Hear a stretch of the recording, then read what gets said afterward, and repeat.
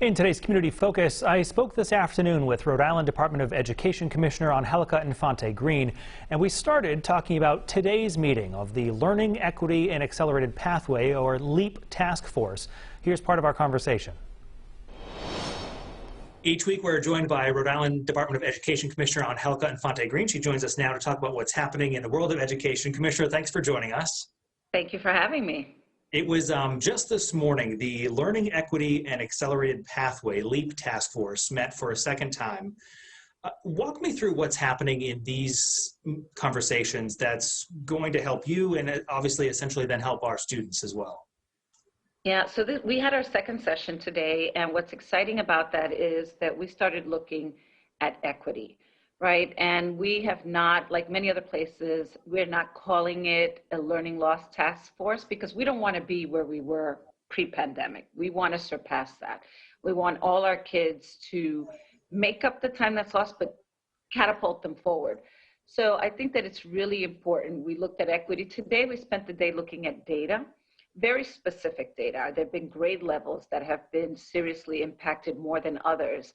Are there subject areas that have more of an impact? We all thought that reading was going to be the major one where we saw the drop, but it's really math. And in the lower grades, the younger kids. So it's a lot of data, and we are going to get federal funding.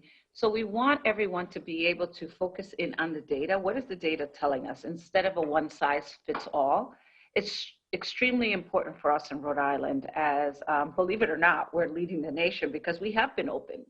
And I think it's a good place to be. They're looking at us for guidance. So we're excited about being in that position. That's good news, and data certainly always helps. You know, it was just last week, PAWTUCKET voted to offer some in-person learning again for the first time in essentially a year for those students. Are they kind of a target zone for you at all when you're looking at this data of will those students be further behind? Are there concerns about the impact that they've been out so long? Oh, absolutely. So it's funny you should say that because as I'm in these meetings and looking at things, they're the ones that come to mind right away because it was pretty clear in the data, that national and our local data, that kids that are in poverty and that are kids of color, differently abled students, are the ones that have been the most severely impacted. And we know PAWTUCKET has a large majority of the communities of color, communities that are struggling.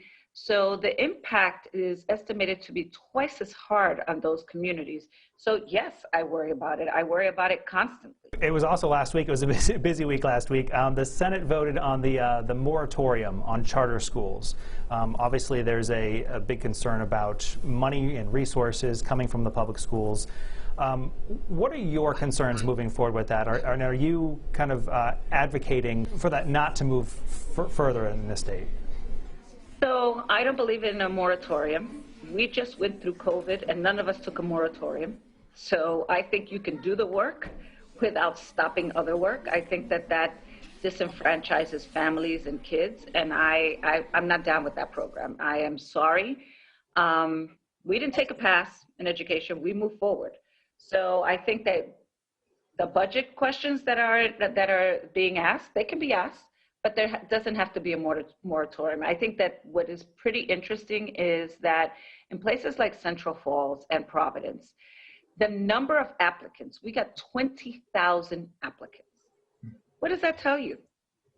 You know, I mean, I don't see how any other adult has the right to tell the parents that they shouldn't have an option, an opportunity.